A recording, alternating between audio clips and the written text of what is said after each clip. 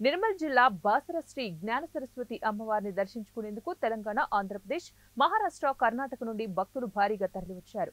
శుక్రవారం అమ్మవారి రోజు సందర్భంగా మంచి ముహూర్తం కలిసి రావడంతో వీటితో పాటు విద్యార్థులకు పాఠశాలలు పునఃప్రారంభం, వేసవి సెలవులు ముగుస్తూ ఉండటంతో అమ్మవారి సన్నిధికి చిన్నపిల్లలకు అక్షరాభ్యాసం, పూజలు, కుంకుమార్చన, పూజా కార్యక్రమాలను ఘనంగా నిర్వహించారు.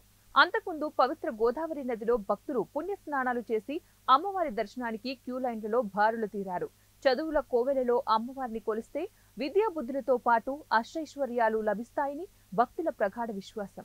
అధిక సంఖ్యలో విచ్చేసిన భక్తులు అమ్మవార్లను దర్శించుకుని తీర్థ ప్రసాదాలు, హారతులను అందుకుని అమ్మవారికి తమ మొక్కులను చెల్లించుకున్నారు. అమ్మవారి దర్శనానికి 3 గంటల సమయం పడుతుంది.